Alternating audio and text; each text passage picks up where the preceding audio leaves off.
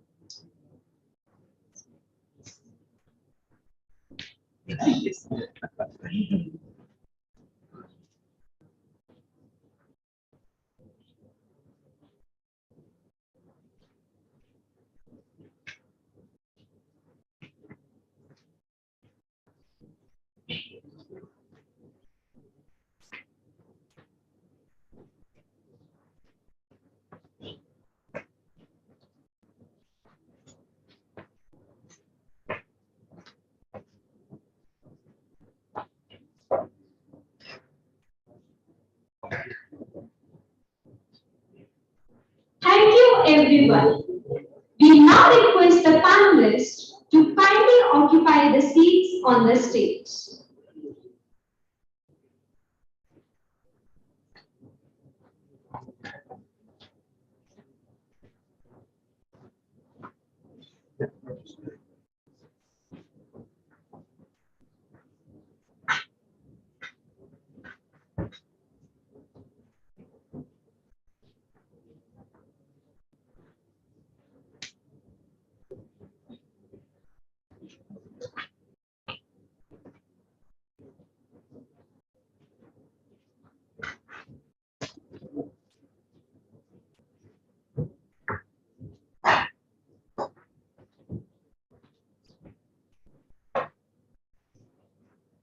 I would like to invite Professor Kajri Mishra, Dean of School of Human Settlement and Faculty Coordinator of Illuminatics, to give the welcome address.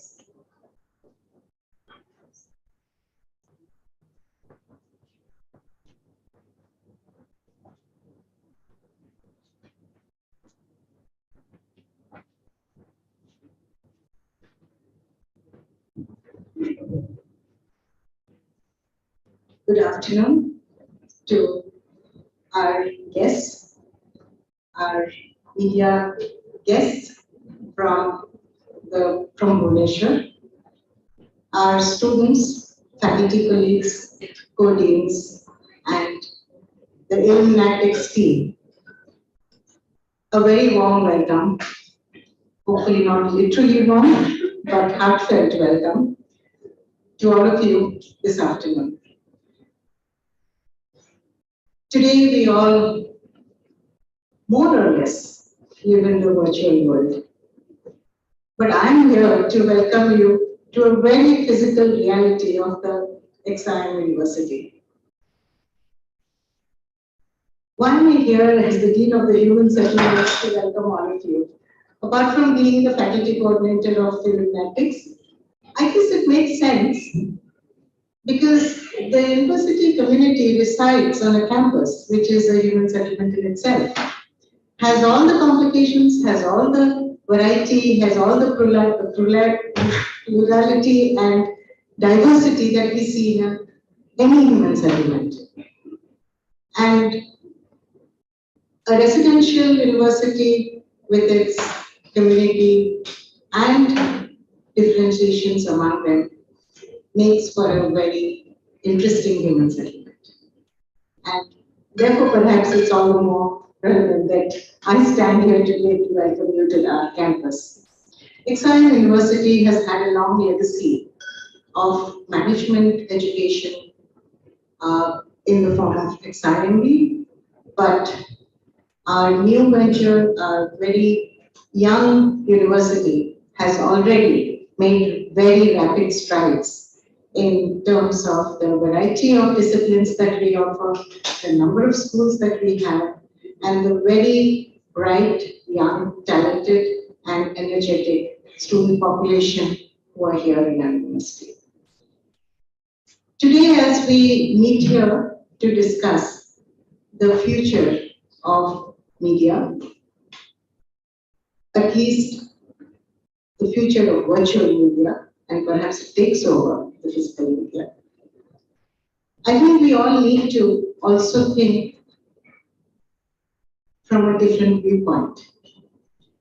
As a non-technical person, a non-communication, non-media person, let me suggest that while the metaverse is taking us over, or we are living within the metaverse, all of us, I think it's very important to consider whether the metaverse is a complement to our physical universe, or whether it can really take over, and whether we can really live completely in a virtual reality.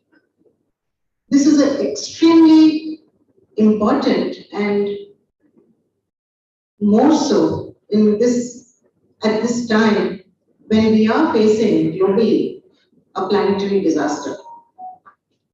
And we face crisis after crisis, and we don't know when the tipping point will occur. And yet, the metaverse that we immerse ourselves in is not going to help us stop climate change, not going to help us keep the floodwaters from our doors, or the droughts that threaten from our world. How do we reconcile the two is my question. When I guess I'm not the oldest in this room, but when we as a generation have left such imponderable and perhaps really insurmountable problems for the next generations, can we always afford to live in a virtual reality? Or is it a time to actually have our feet completely on the ground and deal with the physical realities around us? Certainly in the field of building, developing our human settlements and recasting it, this is a question we deal with every day. More so in India or in the developing world.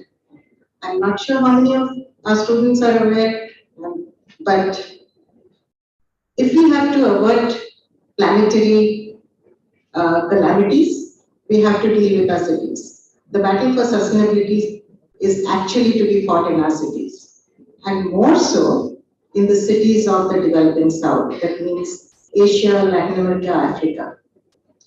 90% of the growth of the cities is going to occur here. The population growth is going to be, the urban population growth, again 90% is going to be here. 30 of the 40 megacities that we have in the world are going to be here, all in the next 10 to 15 years. How do we deal with this? And that's not a time to immerse ourselves in virtual reality, perhaps. I'm sorry, this is something that worries me every day. And I'm sure our speakers have a lot to say about this, about the troubles of our times and the potential of technology to deal with these troubles. Technology is going to be as much a savior as it can actually divert from the realities of everyday life. So I wish today the discussions to be very interesting, fruitful, and a complete learning experience for all our students. So thank you all for being here, and now it's over to start some of the more technical discussions and the debates that I hope will happen.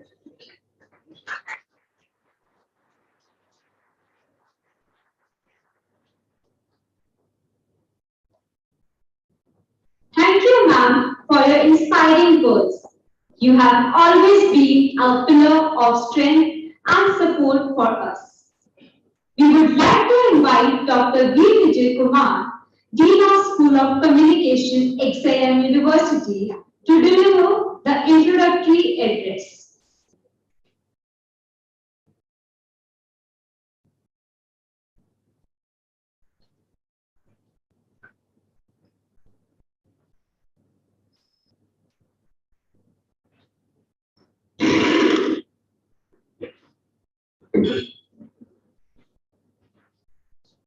Beloved Professor Kajri Misra, Dean School of Human Settlements and the faculty coordinator of Illuminatics, dignitaries present on the dais, the organizing team, Illuminatics, the audience members of this edition, press and media from Bhubaneswar and Cuttack. Good afternoon to all of you. It is immense pleasure to be part of Communiqué' 2022. When the core team approached me to be part of this moment, I was told that I need to give an overview or an introductory note for this session. I was just puzzled because the role of media and communication in our lives has become vital.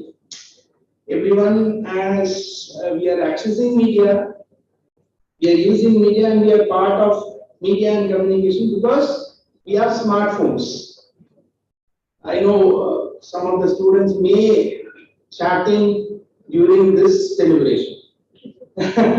So we are available on social media handles 24/7, if I'm not wrong. So we are the generation of clicks, comments, shares, and subscribe. So, giving an introductory note for such an important element that is part and parcel of our life is a bit tough. Even though I am a dean, School of Communications, where we teach mass communication at undergraduate, postgraduate, and PhD level, but at this era it is a bit tough. But I try my level best. So it goes like this: long ago, so long ago. We humans started communicating with the help of sign languages. Then we moved on to print media, films, radio, television, internet. Now we are in the era of convergence. Before the days of internet, two-way communication was almost not happening. The internet gave the possibility of feedback in the form of users' expressions and involvement. There we come across something called metaverse. Now, as I told, we are in the convergence era, and we have something called immersive experiences.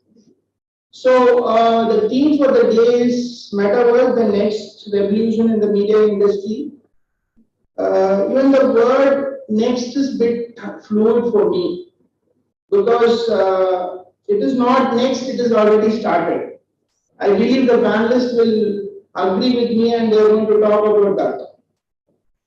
So, to set the tone for the deliberations, we have amazing set of media experts, practitioners to talk about metaverse.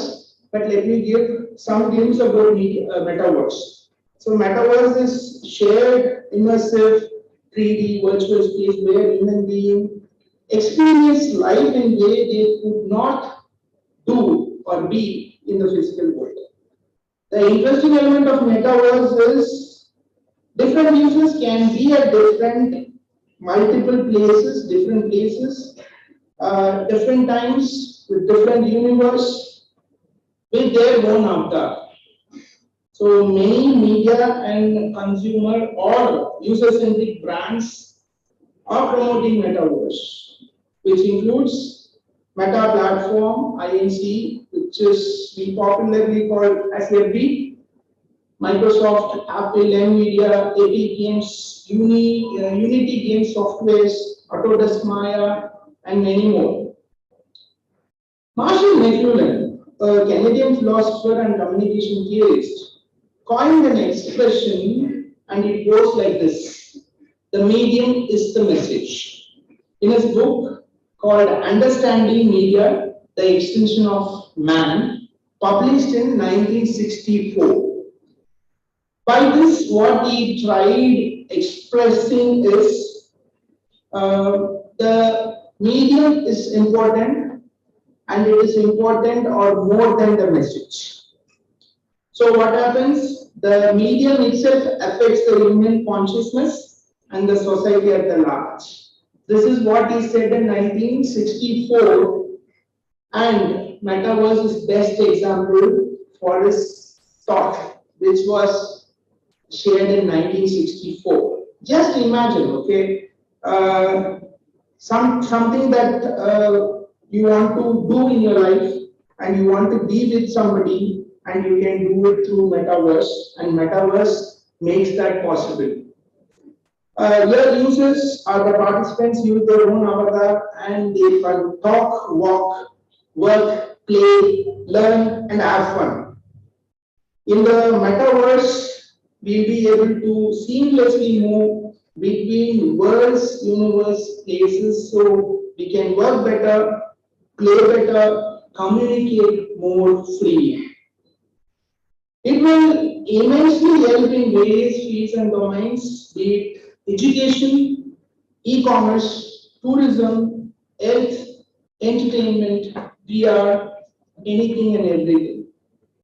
In simple, metaverse is a revolution of possibility and immersive experience. I always believe that the young minds dare to go for more in their lives. That is you. I'm sure many of you here in the audience would have started experiencing metaverse. Happy for all those who have started. Congratulations to them. And best wishes for those who are soon going to start. I hope this annual conclave will be able to address all your queries related to metaverse and apprise the matters and information that leads for knowledge. We have seasoned media professionals and practitioners here with us, Mr. Pratyush, Mr. Sandeep, Ms. Sweta, Mr. Rahul. We were having a good chat just before the session. And young entrepreneur and alumnus of this institution, my own student, Nikita, to give more insights on the theme. Like you all, I am also eagerly waiting to listen to their deliberation. I hope I may also have some takeaways for my classroom, for my lectures. With this short note, I would like to move on. I hope this conclave is going to be a very fruitful experience for all of you. Best wishes. Thank you. God bless.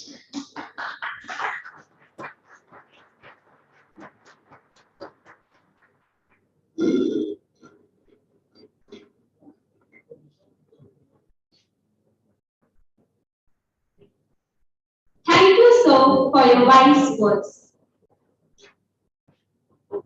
Now, we would like to introduce you to all the speakers who have made time from their busy schedules to join us for today's event. The first speaker for the day is Mr. Pratyush Ranjan. Mr. Ranjan is a pioneer with over 18 years of experience in the digital media industry. He has contributed to multiple domains across fields like fact-checking, digital and multimedia content management. He has worked with multiple renowned media houses like ETV News, India Today Digital, Hindustan Times Digital, and many more.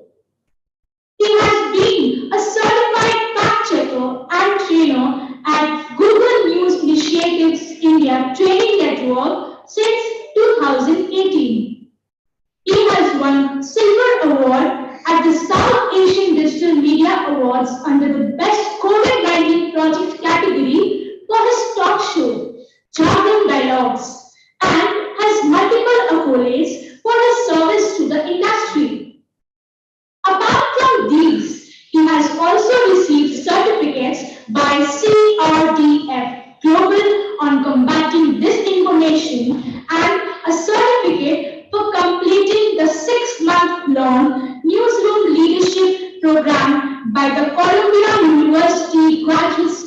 of journalism. We are glad to have you here, sir.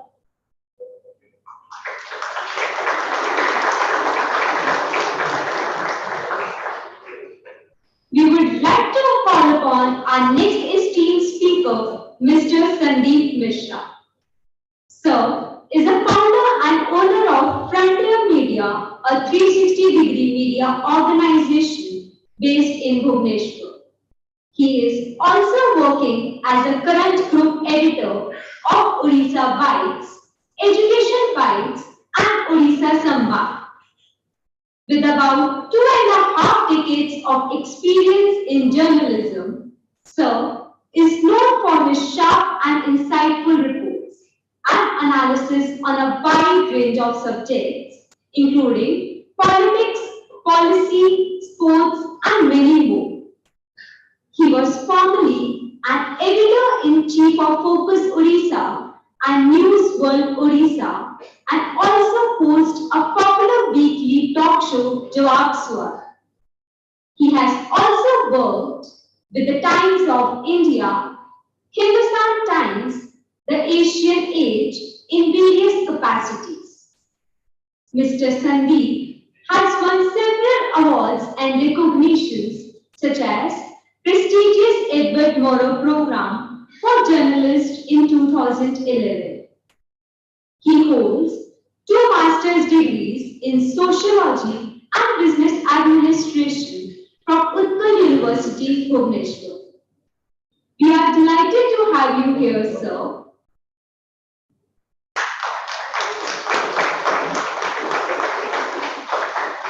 Now, with immense pleasure, I would like to call upon our next speaker, Mr. Rahul Sethi.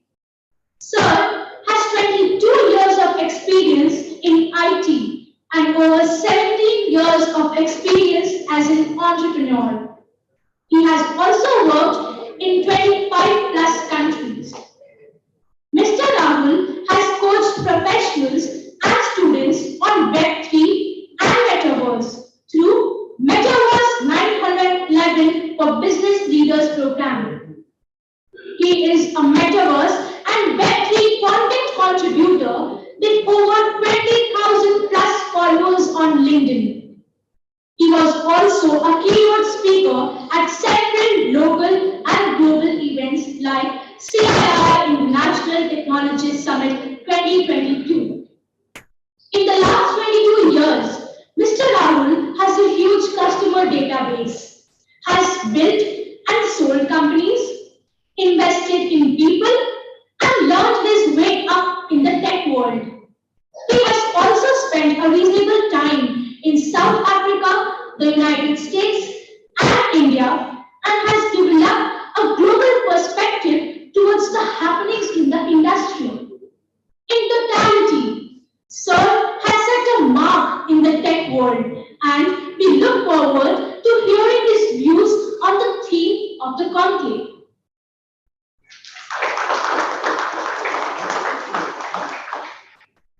Now, it's time to meet someone who is part of our Xavier's family. With all regards, we would like to call upon our next speaker, Ms. Nikita Balyase. She is the co-founder and CIO of Nexus Power and Forbes Under 30 alumni, a dynamic leader and a sustainability enthusiast. The brand Nexus manufactures biorechargeable and biodegradable batteries for electric vehicles. Ms. Nikita completed her bachelor's in business management with marketing majors from Xavier School of Commerce and then pursued her master's in media and mass communication from Xavier School of Communications, Bhubaneswar.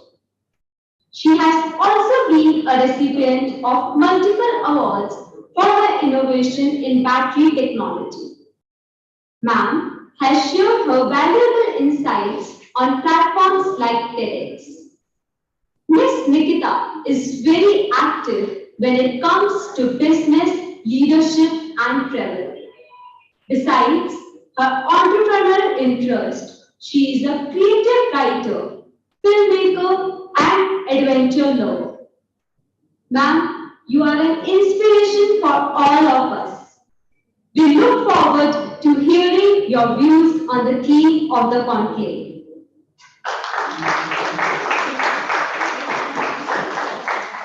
Now, I would like to introduce to a moderator for the event, Ms. Shweta Kothari.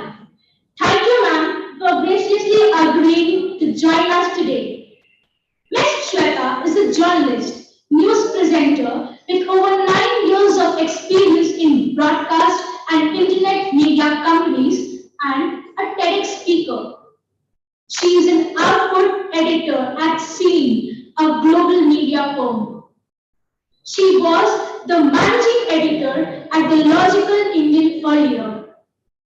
Ms. Shweta has previously worked with CNBC TV18, NDTV, and NewsX. She holds a master's degree in journalism from the University of Sussex and is a keen follower of gender and public policy issues. She has also been invited by UNICEF India for a capacity building workshop in Gujarat and has given multiple talks across varied platforms. She is also a part-time teacher and a full-time journalist who has worked across print, TV, and digital media. She has managed teams of content producers and editors to deliver editorial mandates. She has her core skills are people management, news or content production, and data analytics. With tons of experience and knowledge about the industry, we are grateful to have you here, ma'am.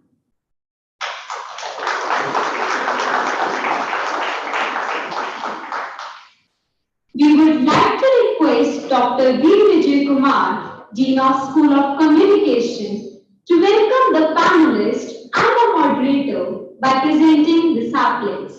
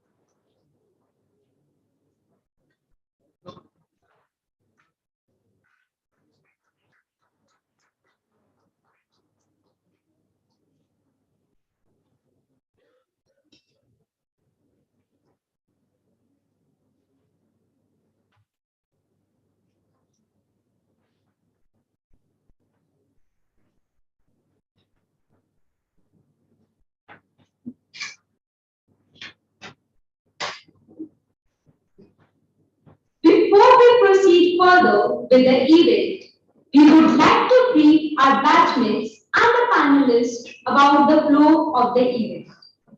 We will have 5 to 6 minutes of talk on the theme of the conclave by each speaker, followed by a 5 minutes deliberation by the panelists. In the end, there will be a question and answer round, and the session will be concluded with a vote of thanks. The order of speakers will be Mr. Pratyush Ranjan, Mr. Sandeep Mishra, Mr. Rahul Sethi, and Ms. Nikita Balyase. May I now request Ms. Shweta Kothari to please initiate the discussions for the conclave.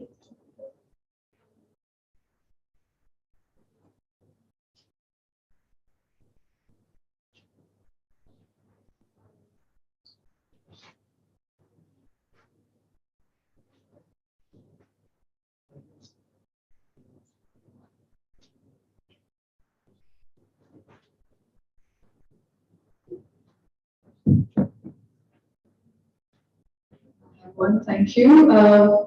Good afternoon, everyone. It was a rather long introduction. We're a little off time, but I hope we're going to manage in the 1 hour that we have.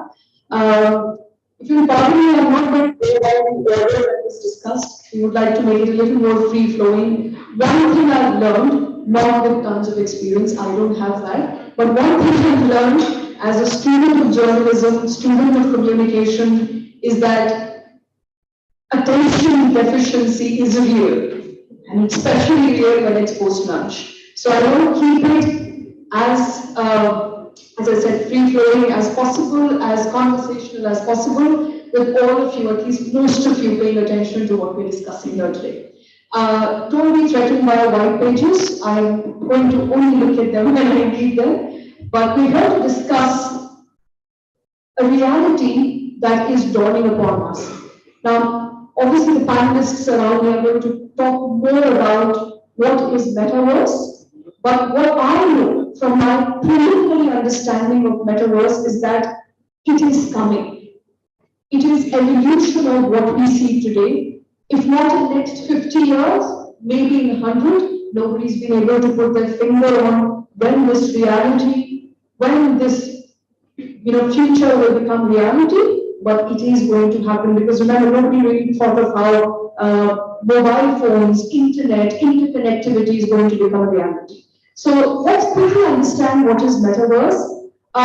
Imagine all of you are sitting here today, us on the panel, you there as the audience, and then think of all of this things, all the entire event around you, everything that's happening around you is actually happening in multiverse, which means you're actually sitting in front of your computers and you're attending this very event.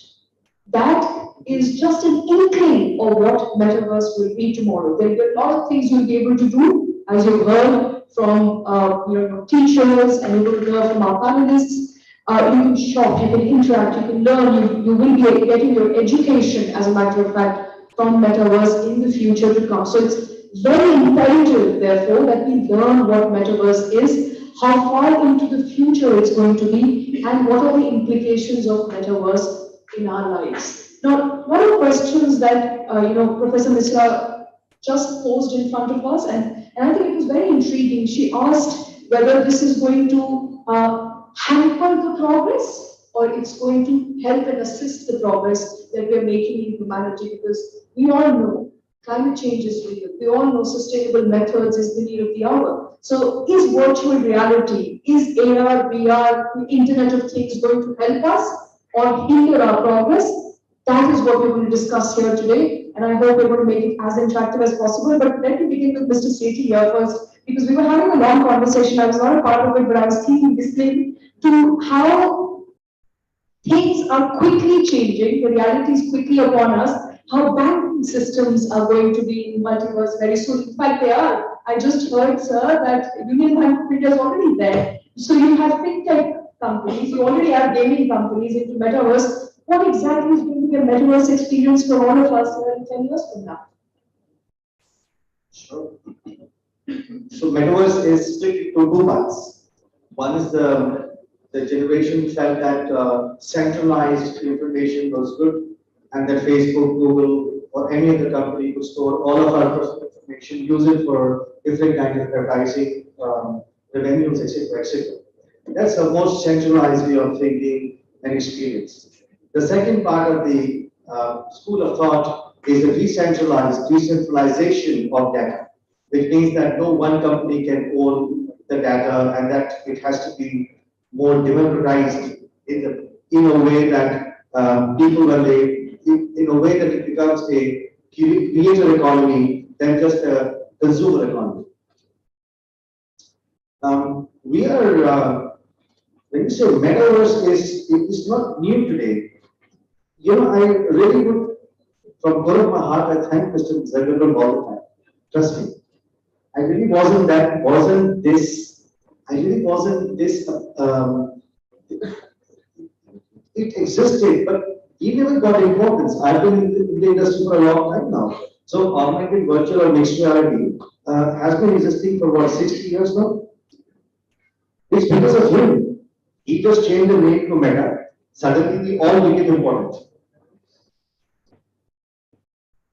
We will experience content in a 3D format, like we have from Web 1, when we were making blogs, websites, and discussion forums. Then we went to social media, which is also known as Web 2, where we started collaborating on the content by sharing it, subscribing, like Sir said. We are a subscriber economy now in Web 2. So you're absolutely correct. And then what's really happening is we just now stuck with TikTok. What more to do? Now that I have a selfie, I can make some stickers, I can go to here and there, I can do 2D stuff. We have to, as a civilization, move on to a 3D immersive experience. So metaverses are a form of creating experiences, sometimes by brands, sometimes by individuals, and mostly considered to be more of a creator economy. You know, this is already started. The first of the kinds and most successful metaverses, which is decentralized metaverse, is called Decentraland. If whenever you have a chance, you can look at decentraland.com, and it's based on the Ethereum blockchain. Decentraland was established in 2015. So metaverse is not new. And similarly, there are many more platforms exist. So brands, like I said, have to have experiences created on that in order to capture the attention of the Gen Z, Gen Alpha, whether it is banks, financial institutions, whether it is government, and I will touch upon a couple of more examples of how government has policies metaverses. So there is just so much happening in this space, and so much innovation, so much creativity. The scope is unlimited. This is truly what the present state of the metaverse is. Okay, so that gives us an idea of where metaverse is. 2015 is when we had more companies pouring into metaverses. Today we call them multiverses because there's no one owner of it. I want to go to Nikita. I'll come back to you, sir. I want to go to Nikita. And Nikita, as a young entrepreneur, what sort of interaction do you have with multiverse on a daily basis? And what are your plans like as far as tapping into multiverse is concerned or metaverse? I'm honestly a little newbie into the metaverse world because when we see for the world as well, I think we took about say 20-25 years to move from what we used to call dead traditional ways of marketing, print ads or billboards, to what became modern eventually was social media marketing.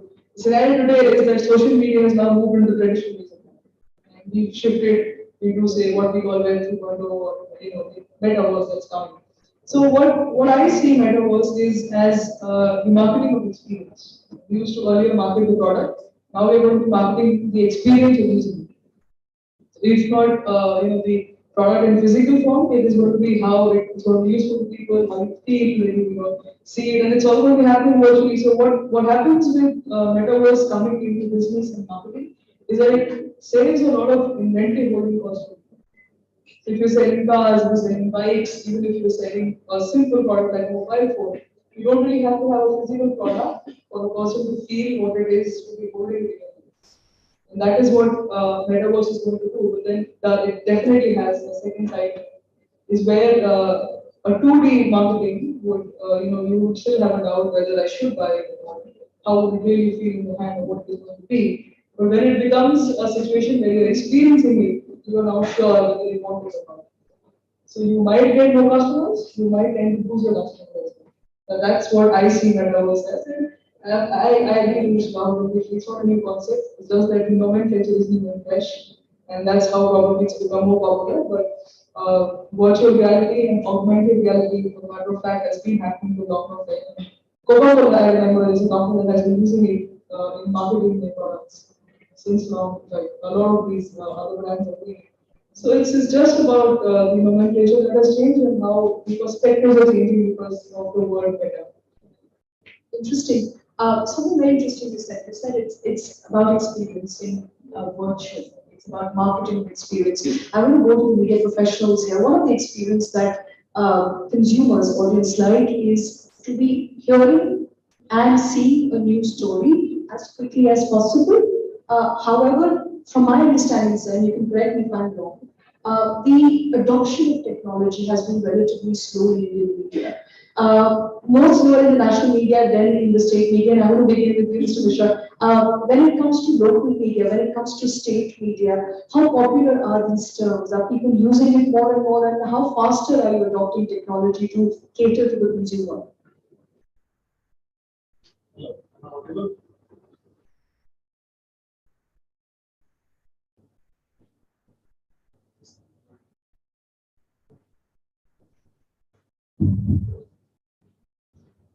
Good afternoon, everyone. Yeah, metaverse is a very new concept. To talk about the Odisha media, I've worked in the national media for a very long period of time, but by and large, I've been based in Bhubaneswar. So, in the regional media, I don't think it has gained much currency. It's still about broadcast, still about print, though digital has started making inroads. But metaverse is a very new thing. But as it evolves and as revolutionizes the media globally, then gradually, obviously, it will happen at the national level, and the regional players will be forced to get into that space, because as we've seen, especially during the last 3 decades, especially when the internet started making inroads in the media in the 90s. I used to work with newspapers then. So in our lifetime, things have been very interesting and very challenging for those of us who work in the business of news, from news gathering, from news dissemination to retaining our readers and listeners and viewers. It's been very tough, because initial years the focus was primarily on content, and content is still the king, it still rules, but the advancement of technology, things have become very technical, from text to audio visual to social media. Things have changed so rapidly. It's been a big challenge, and for the regional media, of course, when the available talent pool is not very big, the exposure levels are not very big, and especially when you don't have lot many technological professionals to guide you and help you out. Even in the newsrooms, we struggle. I run a startup. I run digital news websites, and we do audiovisual content for the YouTube and all. But we do struggle at times when it comes to dealing with technology, and metaverse being a huge thing that's going to happen, where you've got to touch and feel the, by and large now it's more videos and you are basically seeing. So it's definitely going to revolutionize things, and we are excited about it, but at the same time we are very apprehensive, because it can prove to be very disruptive. And disruption is not always good, Mr. Ranjan, because with disruption in media, we are now looking at new, sure, sir. We're now looking at new challenges. We're looking at data theft. We're looking at the vast problem with fake news in India. And those are some real challenges, because it's no more about me sharing something on WhatsApp, it's actually killing someone on the other side of the state that I don't know. So these are very real challenges, and perhaps would you suggest that we are not prepared for it just as yet? Yes, absolutely.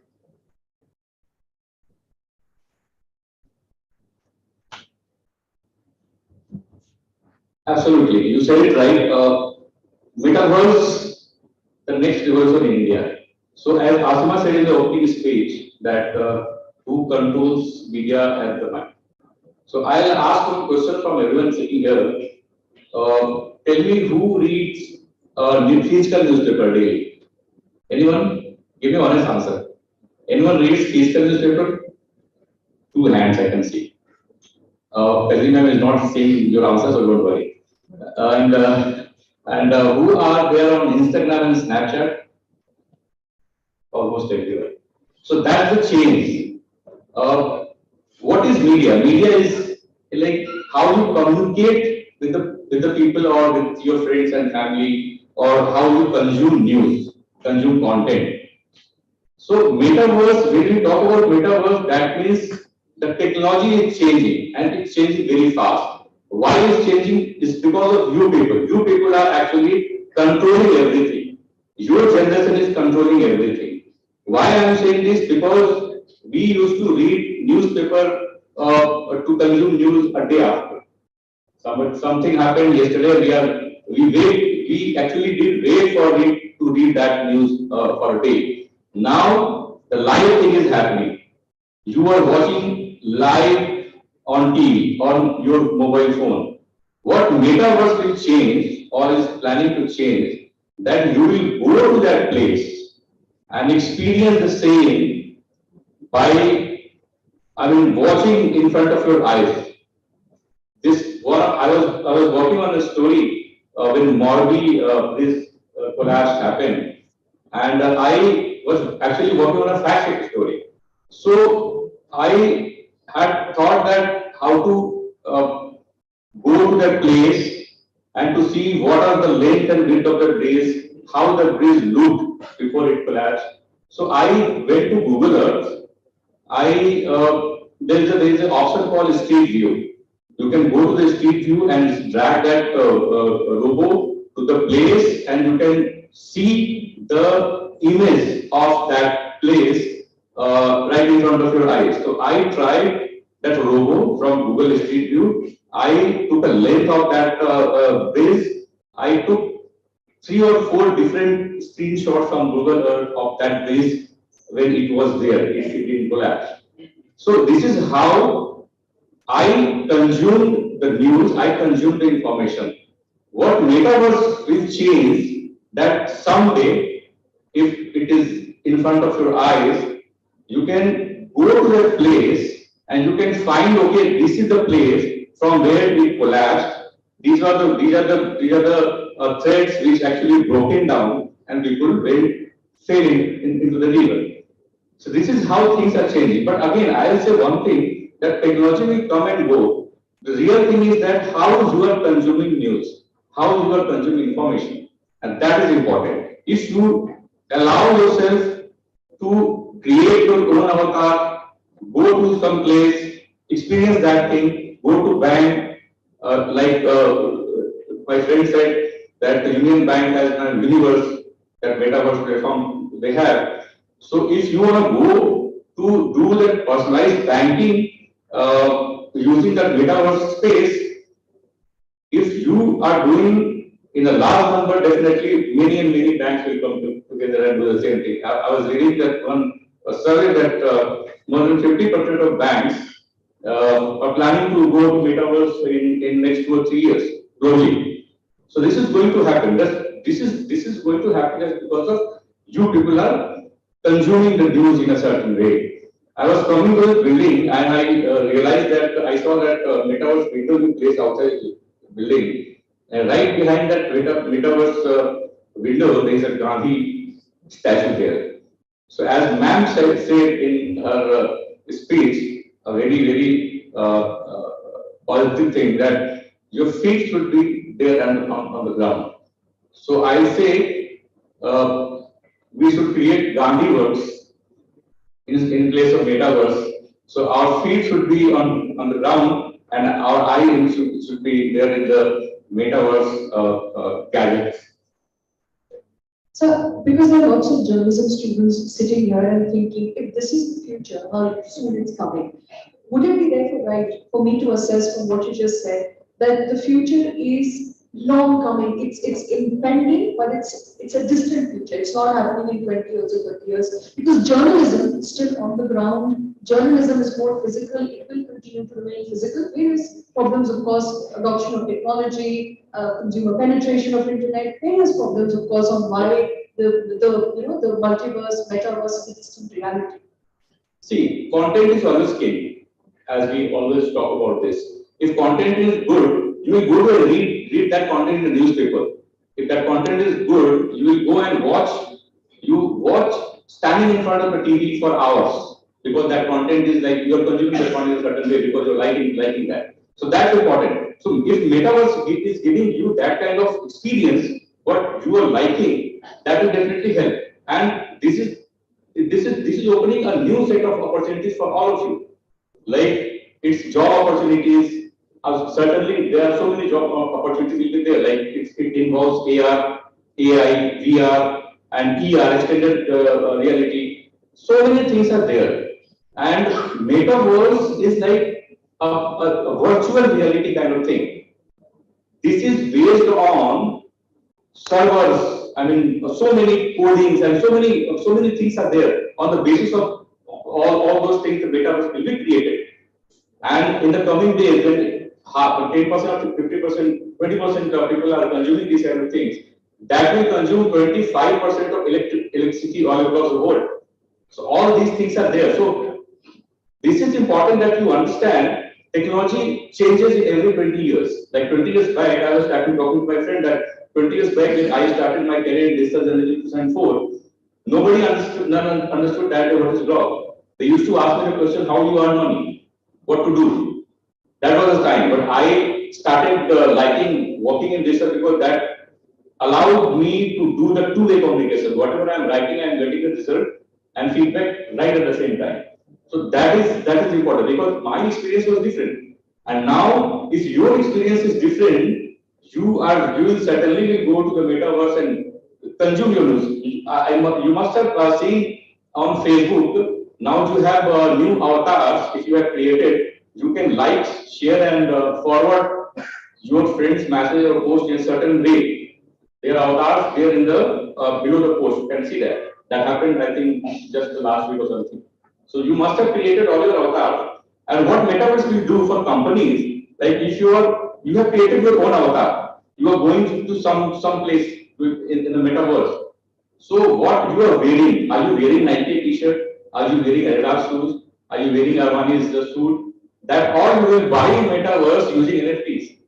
So all these things are going to happen. Yeah, it will take time definitely, but when it will start happening, it will be in no time. It will be everywhere. Yeah. Okay, all pervasive. That is the nature of metaverse as we know it. I want to talk about the fact that for a multiverse to become a metaverse, which is an all-pervasive like internet, there are challenges. One of which is interoperability. So you have multiple single stakeholders, Meta investing money, Microsoft investing money, Google investing money. What are the challenges for a real metaverse to come into force whenever it does? And what are the challenges that you envision for a real multiverse to actually be put into place? Good question. It's a big question. We struggle with the same question all the time. So we'll split the question into three. One is that what is metaverse? Is it internet? It is the way she said it's experience. Metaverse, internet was information. So experience can never be same because what I like and what Vijay likes, what man likes, what they like would be different, isn't it? Think of movies. My children like Hollywood movies. I don't understand a movie. You know. So in every possible metaverse platform today, say maybe 5 of them to start with. And there are 35 of them that I continue to do research on, and there are still more that I do know. The first one is spatial, meant mostly for the corporate digital twin kind of experiences. Decentraland is more from a brands wanting to create realistic, though yet a little comedy sort of experiences on Decentraland, which of course is also based on Ethereum. Further to that is Sandbox, that has got more Lego kind of experiences. Roblox is more gamified, very comedy, and so on and so forth. And then Meta, the horizon world that the now Meta is building, is more of a corporate collaboration sort of metaverse. Metaverses are always defined by the kind of avatar that goes into it. Each avatar people resonate to it. So a 15-year-old guy, a kid, 15-year-old kid will resonate to Roblox more than spatial. A person like me or Sandeep and possibly will relate to people in East Central and then Spatial. So each one is first of all defined. Hence, you will find Roblox to be a gaming platform still having in hundreds of millions of people coming. With 50 million people playing on Roblox almost every month. The average, the mouse is. Now, that's one part. The second part is the interoperability. So what's happening with the interoperability is like this. Now we are having, let's say, a YouTube video. I can paste it in your Facebook and still access the same video inside Facebook. I take the new video as well. Right? This has been achieved in the last, say, few years. Similarly, of course, now there are apps in Facebook. I can integrate a Shopify app and then, different other things I can do within Facebook. And that has been made possible because of the SDKs that all of these vector companies have grown over a period of time. With metaverses, this is very new. One that metaverses are some which are centralized and that they will never allow the data to come from external parties. The ones that are centralized do not have a basement architecture to be integrated. So I personally think that metaverses will remain to these islands of different personas of people, and brands will technically create experiences in multiple metaverses and use Web2 to transition the talent, transition the people based on where they want them to go. And hence that community will be made over a period of time. Each of the metaverses that today we see from a brand's perspective, just to add to what you said on the bank, different other examples. Well, see, the thing is simple, right? So if I were to sell, and Piyush spoke about the NFTs, I would definitely, take one example from Piyush's as well. That, look, there is one way to always sell a product which is physical product and you are selling it. Okay? So any startup is selling a shoe or a handkerchief or a shirt or whatever. Now that's happening. But because the hundreds of millions of people who are going on to the universe, there's a huge opportunity for a brand to take a physical product. A physical product is a combination of a digital asset, which means you go buy a Tiffany, pendant on the website of Tiffany, but buy it as an NFT, and you get a physical Tiffany's pendant at home. Physical Tiffany, and this one that is an actual product. Tiffany's actual pendant is for $5,000. But if you buy the same thing using NFT, it's $50,000. They launched it 100 pendants, this is what it will go over us.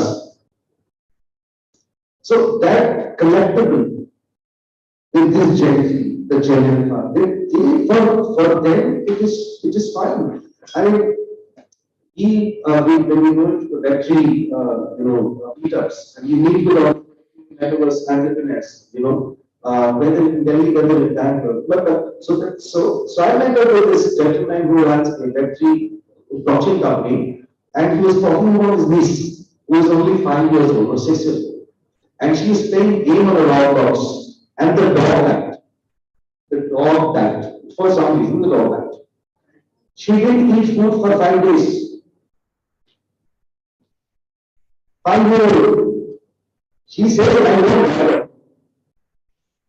So the thing is that with this generation, if you want to sell more, you have to be on the networks. First of all, so that's given. So every brand will go to metaverse, brands like Nike. In case of automobile, Hyundai has launched Creta on the decentralized. Okay. There are others who are launching different kinds of products on the decentralized. BMW has got their own centralized metaverse. So brands, what they're thinking is that they either take a physical product to a certain exhibition or market or whatever. Now going forward, you probably will just log into a Roblox, get a headwear and just experience it. Just one last line on the side. This one, we think I just want to finish it before I don't take time on this. But this is a really important technique, and since I've been doing it, so I'm happy to sort of let you know about it. Conclave, you are able to customize everything in the app. So starting from the design, tools, whatever you can choose, whatever. And there's the next company in India which is design, which means you go to the showroom of Bentley and you simply buy, customize everything. What they came to me with the solution was, while the customer goes and creates the Bentley on an app, he can also create a real and design. Okay? Which means, like she said, experience, which means now you can drive the Bentley to a metaverse location, that's a Genesis Plaza on Decentraland, and call upon the 5 friends and 12 people saying, hey, I just want to be there at 12 o'clock, Germany, I'm buying a new Bentley. Yeah, and what's happening? This is not I'm telling you happening. No, this is already happening. Because I'm only getting this. Those of us who are perhaps not as thorough with metaverse as we're supposed to be, a lot of out there are students, I'm talking about myself. So if I want to buy a Creta car from Hyundai, I can actually sit in the car, see the experience, or I get the physical delivery of the car if I'm on metaverse. Yeah, absolutely. You can go there and type it on a week, right now to start with. And then I think the store link, but you will get it online. I mean, decentralized is a latitude, longitude kind of thing. So there will be like a 20, 40, 30, 60 some number. You go there, and you will have a Hyundai store, and there's a white Hyundai there. Now you can right now only experience and change colors and how it looks. The second part of the experience is that you can actually go inside, and now when you go inside, really near head there, now you can experience. Okay. The third will possibly you will drive. Will drive as well. Okay. All right. I'm getting to understand because there are a lot of management students as well. These are future leaders. These are future, CFOs, and these are people who are going to have a significant impact on how startups and business community in India will perform. So, what best can they utilize from the growing advancements in multiverse, and how should they integrate the growth in technology to be better leaders, and what more should they be learning now in order to be better leaders tomorrow? Well, metaverse is something I think we will learn with time. And I'm sure all of us here are also, we're not completely done with what exactly metaverse is. We are also taking our time to understand how it's going to help us grow. And eventually, I think everybody else will also fall into the same platform. But what I believe is, metaverse is, you can have a fantasy, and then you can visualize things, and then, metaverse is making a reality. So if you've seen films like Harry Potter, the science fiction films that we had, something like a Ravan that came out, I think 2010 or 2011, I'm not really sure. So then people from the physical world are interacting with the virtual world, and then suddenly virtual world comes into the physical world. So a lot of these things are now possible. But as far as maybe entrepreneurship or future leadership is concerned, probably it's important to have that vision to analyze what could drive the future. And more than that, it is that we really need to be creative right away. So the other day we were having a discussion with a lot of school students, 11, 12 students, and one of them came up with this idea that how about we integrate metaverse into tourism? Say what is tourism, workshop is tourism. So what they do is they have a platform where people can literally witness what the place looks like, and whether it is friendly for them or not, whether they should go there or not in a metaverse situation. So that it makes things easier for people to understand how a thing is in real. So now this is a pure integration between what physically exists and how you can virtually see it. So it's not like a proper virtual space, it's there physically, but you are not present there. You can just say see it through a VR gear, or maybe if it's an augmented setup, so you are a part of that setup and you can experience it. So if ideas like these, have come up from students from 11th and 12th, 9th, 10th, I'm sure the ones who are more into the gaming zones, the ones who are more into VR these days, I think there's tremendous scope to innovate in these lines, and probably it's not more on the education side; it's more on how much of exposure people have as students and how much they try to see themselves. So for me, if I have to think of what I can do in the metaverse, I think I would simply shift gears to the automobile side. Whether you have virtual cars, you make people drive them virtually, you have an entire virtual platform, virtual car races. So that's one space that I would want to innovate on. probably that's how everybody else can keep thinking and innovating on these lines. So, students, you have a business idea there. But to those of you who are actively listening, you have Nikita's next business idea. Kindly talk to us sooner rather than later. I want to talk to the journalism side of it, which is where we realize that we are slow adopters. However, we still are adopters. We may not be the early adopters, we're slow adopters.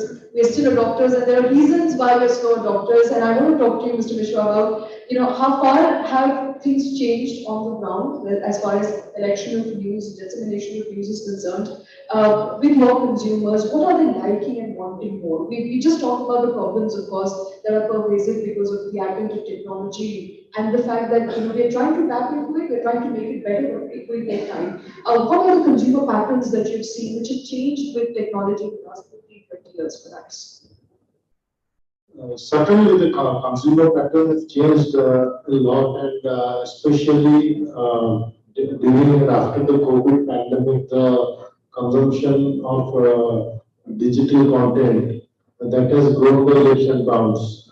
And as journalists, we are involved in collecting news in real life situations and telecast, broadcast it in real time. That is what actually has become very, very, very challenging because things are happening so fast, things are moving so fast. So earlier, like in the 90s, I was a reporter, we used to go to a field situation, we would collect data, we would take versions of different stakeholders, then we come back to the office and we file our stories. So we had our own sweet time to think over something, to assess the situation, to cross-check facts, which is why now there is a genre for fact checkers, because journalists are supposed to be fact checkers, because now we are working at such a breakneck speed, and many times we have left with little opportunity to fact check. And as a result, now a lot of fake news is also reported, and the people who are professional fact checkers practices. So from being the gatekeepers to being gate watchers, now we are going to a situation where there will be open gates. So that's quite scary for me as a journalist, as a human, to how do we keep tab, how do we, because so much is happening all around us, and what I see among not just the youngsters but all of us, there's a sharp reduction in attention span. As a result, nobody is willing to actually pause for a moment and check what's coming. So we tend to report, we tend to listen, we tend to read, and we tend to believe also a lot of things which are not perfect facts. And because of the advancement of technology, especially social media, there's a lot of manipulation which is happening also, and that is creating a huge set of problems. And for someone who grassroots struggle for long, when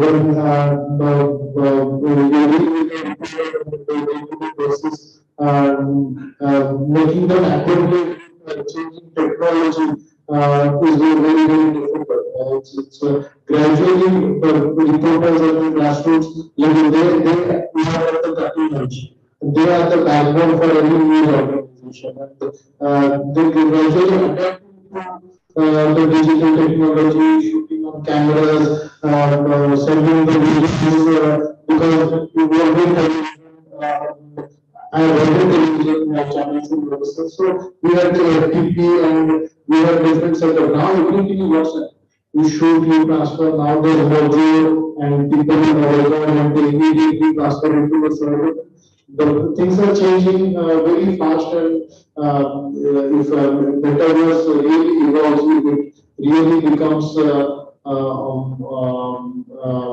reality for all of us in the next couple of decades, then one thing that scares me is if our consumers, or whatever, readers, listeners, viewers, whatever, if they start experiencing news in real time, then it's all about experience, as Nikita and Rahul said. So they consume and experience news real time. If there is a crime, there is a situation, a terrorist attack, so that can have a very possibly very disturbing impact on the consumers. And that is something that I don't know how it can be handled, because even because of social media, all of us in every household now, if there are four kids or four of us sitting and everybody is doing their own things all the time, the physical interaction, it's all reducing, and there's a whole set of problems which is happening. So if people start experiencing news real time, especially those related to crimes, it can be a very serious challenge for journalists, because I don't think there's any way we can actually act as gatekeepers as we should be. Absolutely. So I don't know if many of you are aware, I think students of journalism must be aware that one of the job roles of media is also to be the gatekeeper of information that is flowing. We really tell you what is right from wrong. We also tell you the right information. If there are 100 pieces of facts about one event, then we'll tell you the right fact. Unfortunately, Mr. Ranjan, with multiverse and free flow of information, the barriers are eroding. And because barriers are eroding, people are getting more and more news. Half of it may not be true. 80% it may not be true, but it's already done the harm by the time it reaches its people. How do we then ensure more equitable distribution? How do we ensure that we are still significant in or at a time when information is free flowing in multiverse? Or we are yet to come to a multiverse where information is free flowing, however, social media is already allowing that platform for people. The answer lies in just one sentence: that be vigilant wherever you are. I mean, you are walking somewhere or you are doing something on social media platforms. Be very vigilant. Whatever is coming to your timeline might not be true. 90% times that may be fake. It takes just 10-minute time or 5-minute time to cross check anything, any information, any image, any video that it might be fake. There is a process called Google reverse image search. You can check any image in 5 minutes. There is a tool called InVid tool. You can check any video coming to your WhatsApp in like 5 minutes. It tells you the story. If earthquake comes, you will see that so many images that their fans are shaking. I mean, it might be old image. So Google reverse image search can tell you that this image is old. This is not related to today's earthquake. That you can check. And as far as metaverse is concerned, as a journalist, I'll take a balanced approach. I'll go with the opportunity and challenges both. Opportunity, I'll give an example that there's an island in Pacific Ocean called Tuvalu. That island is facing a threat of rising sea level. So that island is planning to create a complete island on metaverse just to save the sovereignty, just to save the culture of that island. So these are the opportunities. So every technology has an opportunity, because that's why that technology that is there. At the same time, it poses a threat of series of challenges. I mean, if you are there, your avatar is there on metaverse, there is a chance of data theft. There is a chance of identity theft. Somebody can hack your avatar and spread fake news. I mean, lots of fake news in no time, and then you will be the culprit. You will be charged for that. So, how to save your avatar if you are on metaverse, that is very important. So my suggestion is that don't jump for anything. Just take a look, take a balanced look, and then go for that. Technology is there to help you. Some people actually go and use for technology for if you know that two terms, misinformation and disinformation. Misinformation is like somebody has shared something. There is no intention, there is no motive. But disinformation means there is a motive behind that. Some people want you to think in a certain way, and that's why you get the information on your timeline. So identify the difference. Keep observing everything, whatever coming to you from anywhere. And that's the only thing you can save yourself, be it now and be it 10 to 12, 10, 20 years from now when metaverse is here. Thank you. Okay, vigilance is the need of the hour when you are on metaverse, when you are on social media, whichever platform that you are using and you don't know the source of the information, go back, check, recheck. Some interesting tools that Mr. Ranjan shared. Each student must have them, must have used them at least once. If you haven't, you should do that today. I will come to you, Mr. Sethi, and the impending question therefore is that there are lots of challenges. One of which is obviously the information that is passed on freely without checks and balances. However, there is another threat, which is a threat in form of data theft, privacy, and also violence that is happening virtually. Recently, we came across a news of a sexual offense that happened on multiverse, metaverse. How do we prevent such instances from happening? What sort of security checks and balances do we need to keep in place to prevent any mishap from happening in future?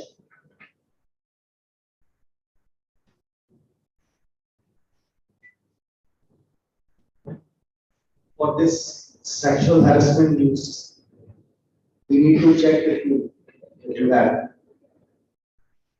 This is the news. Like the news I was sharing with you here, that avatar of Mark Zuckerberg went out of the Horizon world, kicked off all the employees and was dancing and saying something abusive. That link was just sent to me an hour or two back. For my clarification, look, first of all, what is metaverse by design? It's a creator economy. So think you're creating a WordPress website. Now, if you put abusive content on a WordPress website, if you put a nude images on the WordPress website, if you put something unreasonable over there, definitely it's an offense. Is it not an offense? It should also be an offense. Are there enough laws governing these offenses? So the cyber laws are, at least in other countries, cyber laws have their own defined periphery. And though we have an IT Act, but it is still having periphery of it in terms of what can be done, what is right and what is not right. Metaverse falls in the same category. The difference is because it's a global phenomenon and it's not a local phenomenon. Where think of this that you have created a WordPress website called ABC or something, and you are located in Bhubaneswar. The possibility is that you will not get a guy from Brazil on your website. As of today, like I launched my own website, it doesn't mean that today evening I have people from Brazil, Argentina, Africa, everybody will come today evening. Unless and until you go to suddenly some social media and search engine and all that stuff. But in the metaverse, because of already a global phenomenon where it's a parallel world, because meta means beyond, and universe of the verse is the universe. So because it already exists, like this is the land, and people have bought certain virtual land over here. So essentially, Rahul goes and makes something, Nikita goes and makes something. Now Rahul invites 20 people, Nikita invites 200 people, somebody invites 200,000 people. You have the ability to create a both experience on the right side. As simple as that. But metaverses are also governed by DAOs, at least the decentralized. Of course, the centralized there is absolutely no way to create abusive content as of today. There is no way because it goes to a Play Store authentication and then you have the Apple iStore app. So you can't upload anything unreasonable. Having said the quickly concluded that one thing is that because experiences are created and because it's a global phenomenon, yeah, there is a little bit here and there things people do. But because of at least the decentralized metaverses which are governed by the DAOs, which are decentralized autonomous organizations, it is not really possible. Second thing is that sexual conduct of someone, look, you're in a metaverse, you're unmuting yourself, you're talking to somebody. Alright, and that guy or girl you don't know. Alright, we don't know black or white. We don't know religion, we don't know caste, we don't know which country, nothing. You're absolutely zero. So you agree that it's a threat? Yeah, I mean, be careful, be vigilant, like you said. If you are going to a thinking that will make sense, there's a possibility that somebody could manipulate you. One of the things that if taking the present context that being vigilant is not only on the metaverse, you have to be vigilant even anyway. A very large firm's CFO got a call from the personal number of CEO, and this is a billion-dollar company, and this is a real news because I know the team, and they are the ones who talk to me. They said they got a call from a real number, personal number of CEO, which is never given 25. CFO got a message on WhatsApp on the phone saying, I want you to transfer $150,000 to this account in the next 2 hours. Because the number was personal number of the CEO, the CFO thought he will not transfer 150,000, he thought he will transfer only 10,000 to see where the account is and all that. And basis that, when he called, later realized that it was a scam call. So it is definitely important for you to be very careful when you go what kind of identity you go with. You have to be reasonably very sure about it. And cybersecurity metaverse will remain to be an extremely big challenge for the humankind. Not now, but I think forever. I'll just give one more example, adding to what you said. A global pharma company, there's a Twitter handle of the global pharma company. When Elon Musk started the $8 thing, somebody created a fake Twitter account in the name of the global pharma company, and they said that insulin is free and what that is day. And within hours, that company lost $12 billion. Just because of one fake tweet. This is the power of the social media. I mean, not power, power to destroy someone. Misuse. Yeah. Okay. However, as a journalist, I would personally like to disagree on a few things you said. But one thing, more importantly, that is the onus should not always be on the consumers. I think these are big billion-dollar companies. They have to take accountability, some responsibility for the platforms that they're building, because they're putting money into these platforms. So the onus also lies with them. You know, this reminds me of the famous confrontation between the US Congress and Mark Zuckerberg, when we had to answer for the crimes of the Facebook, where you again, use the data for a cheaper price, you're getting a lot out of it, you're not getting anything back to your consumers. So I think somewhere the responsibility also lies with these big billion-dollar companies. But I'm supposed to end this discussion now, so I'm going to end it with Nikita. Lots of students who are watching and wanting to know what skills should be imbibed today. Which are the areas of growth as far as multiverse is concerned, metaverse is concerned, whichever verse they want to be a part of, but want to be a part of the building evolution of internet, want to be a part of things to come, and future is internet as we know. Partly it's grown, partly it's supposed to be growing in the next decade or two. What are the different skills that we should be imbibing at this very moment to be able to utilize it, to be able to monetize it in the years to come? First of all, I would say future is beyond the internet. We've already stayed with the internet world. Now it's going beyond that. But as far as skills are concerned, I think the first and foremost, what I derive from this discussion is the art of being vigilant. Because the more you explore things, the more careful you have to be with when you go multinational and cross borders. It gets very difficult if you don't tend to know what's actually going to happen. So yes, being vigilant is very important, and you need to know how you're going to be vigilant in a metaverse or multiverse situation. But in terms of monetizing from this concept, yes, I guess a lot of technical knowledge is important. Because you also need to know how to create that metaverse for yourself or how you can benefit from it. So knowing the technology behind it and understanding how the different companies, different economies are interacting with metaverse is also going to be one of the very important things. And I think apart from the skills or the knowledge that people can gain, what's very important in terms of monetizing from ideas is, I would say, is to have a vision, whether it is going to actually make a difference or not. First, and second, it's just important to be very patient about what you're trying to do.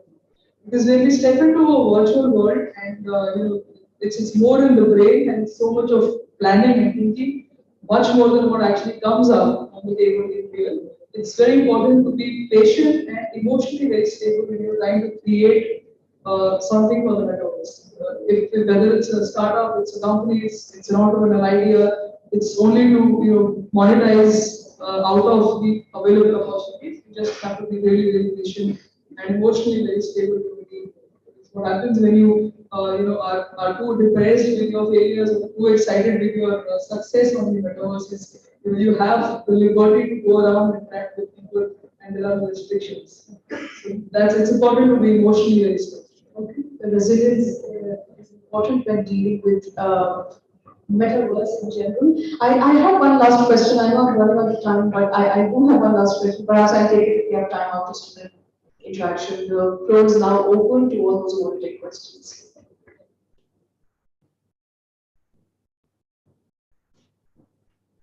Anybody, any question?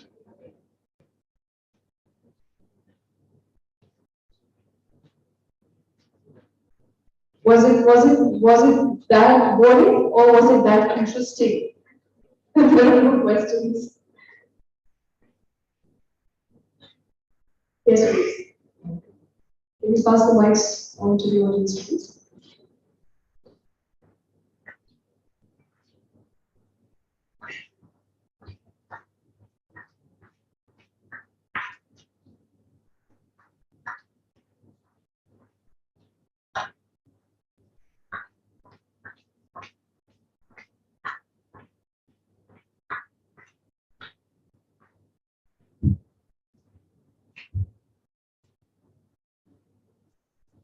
Very good afternoon, everyone. My name is Shivam. I am from the HR and Batch of 2024. My question is related to when we think about the data privacy and when we think about the data security, so how the regulators are actually very much keen in protecting those things, especially in terms of the media, which I was saying, and how keen are they in this particular process? Okay, I think that would be a question to Mr. Ranjan and Mr. Mishra. So see, data privacy is always important, right? So, I mean, if you are doing something on social media, or you're doing something on metaverse, or you are sharing your own identity, even your face identification is there. If you go to, universe, that Union Bank metaverse, and doing some personal banking, that thing requires your facial identification or your thumb identification or whatever it is. So the entire thing is there. So this is very important for the tech companies also, or the people who are creating these such kind of platforms, or for you as a consumer, as a customer, to save yourself from any data threat, any identity threat. So that is very important. So I mean, for that you need to be. I mean, we have been discussing the same that you need to be very vigilant and be very. I mean, it's not like the metaverse. If it is there, it's not your 100% life. It's like 10% of your life or 5% of your life. You have other things to do. So try using these platforms as, I mean, the kind of thing you require actually from that kind of platforms, right? So yeah. Thank you. Another thing that all of us come across is there's a lot of fake profiles also. I think the big tech companies need to take a serious look and to go through a thorough process of authentication before you can create profiles. That to an extent could maybe help us reduce some of the problems. Like I'll add one more thing. If you go to Twitter, you will have one handle. There is one handle. This person does not exist. There is a handle. If you go to that handle, you will find every day the handle publishes 5 or 6 different faces of real people, and those real people don't exist. Still, they publish faces every day. Every day you will find some real people's face. You will find them real. That's not real. So be very careful. That's what I say.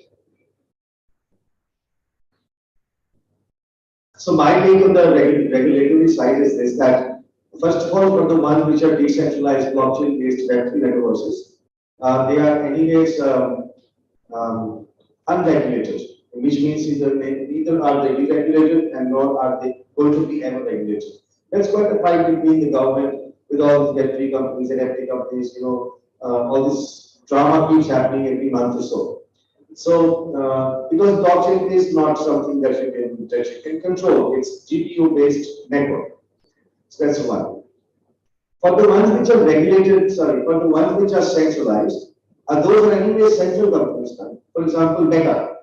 Now, Meta, if you want to go create your own experiences, you want to go there as an avatar, you will have to log into the Facebook credentials.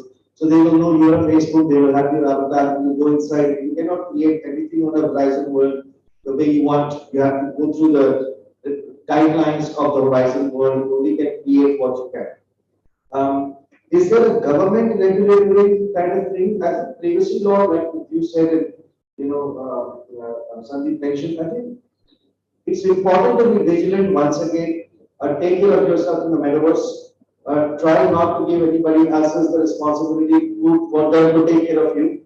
All right, and and yeah, the more you're careful, the more chances of you doing something better in the metaverse. I think.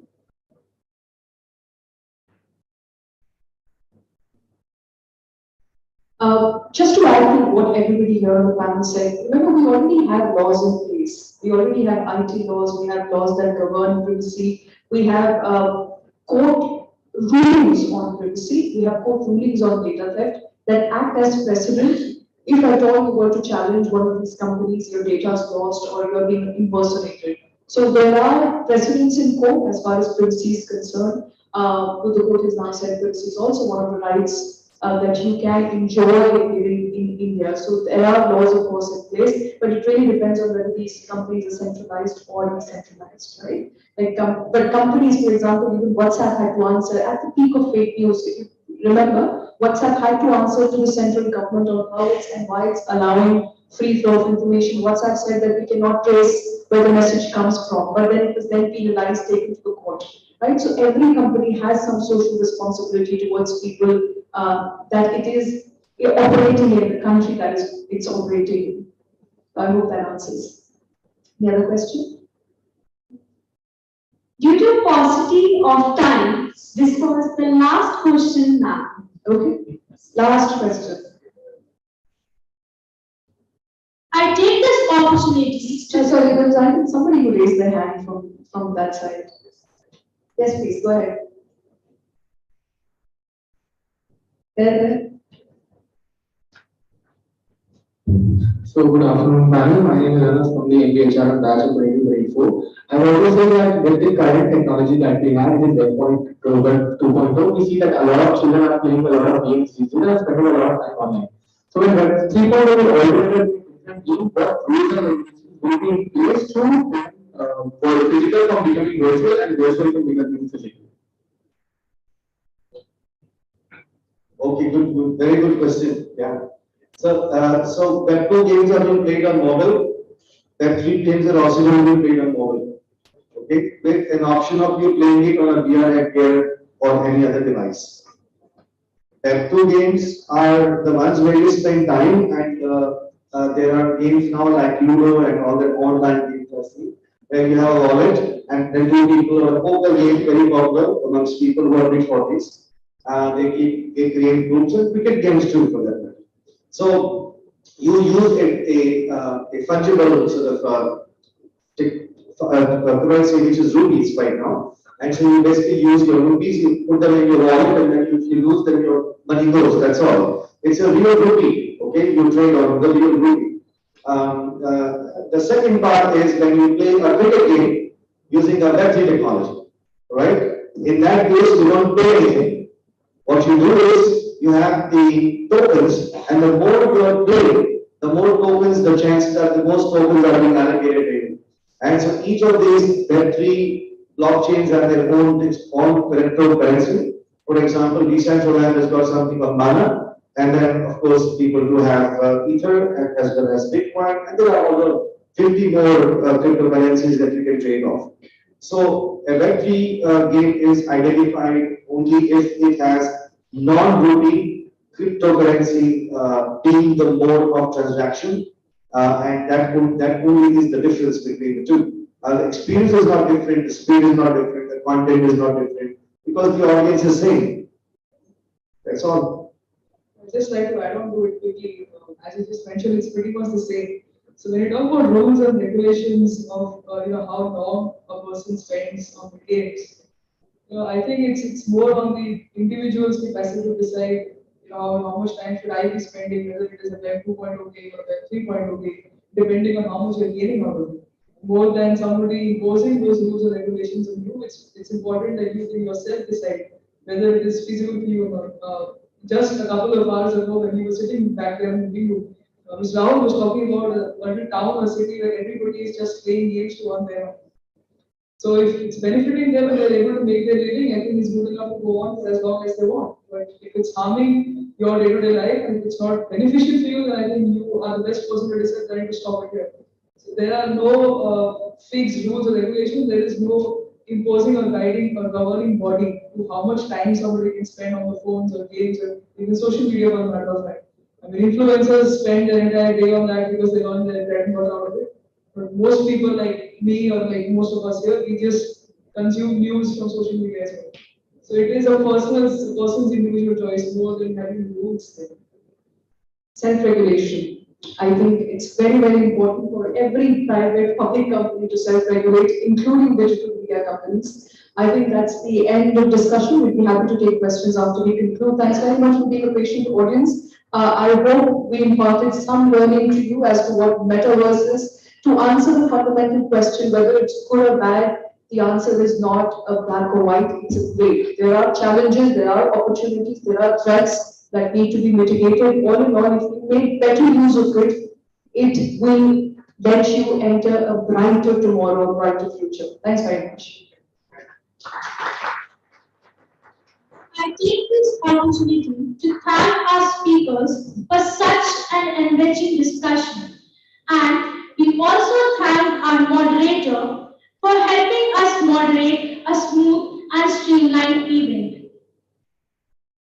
In the run-up to Communiqué, we had a national writing competition that was article writing competition named Critique, for which we received registration from prominent business schools across the country. And here are the results. The second runner-up is Miss Basu Chhabra from Ford School of Management. The first runner-up is Miss Anusha Roy from SRCC. And the winner of the competition critique is Mr. Chiranjeev Agarwal from IIM Shillong. We congratulate both the runner-up and the winner of this competition. Are anyone here? Are they here? Okay. All right. Now, I request Professor Kajli Mishra, Dean of School of Human Settlement and Faculty Coordinator of Illuminatics, to felicitate our dignitaries.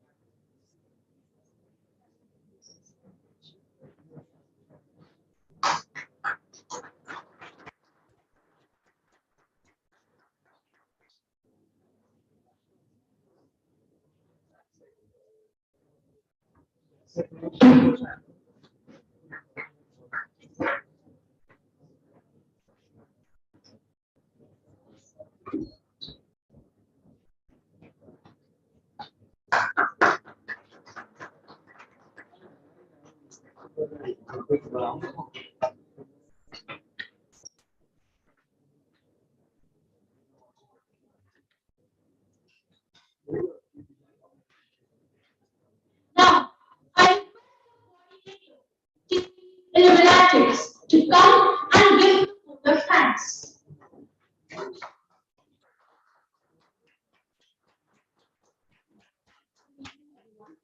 With this, we conclude Communiqué, the annual media monarchy. As we come to end of communique, Matters the Media and PR Cell would like to extend its sincere gratitude towards the panelists for the evening, for taking out time from their busy schedules and sharing the valuable insights on this emerging area of metaverse. We would also like to thank our moderator, Ms. Shweta Kothari, for moderating the entire event in the most effective manner.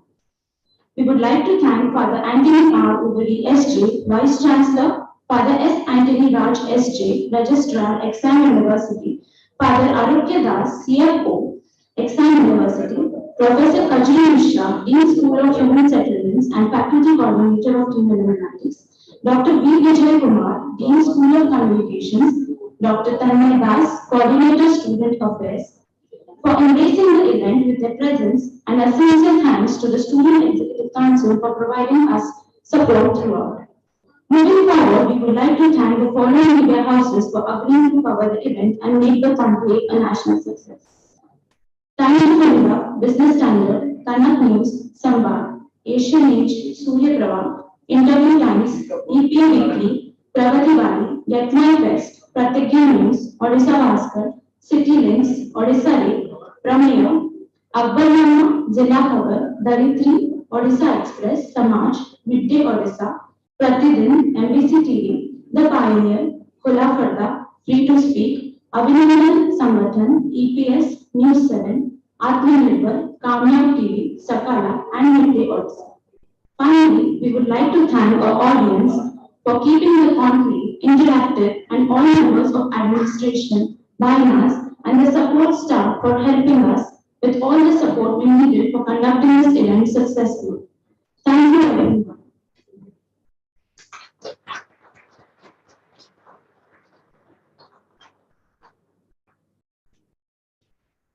We now request the badge to leave.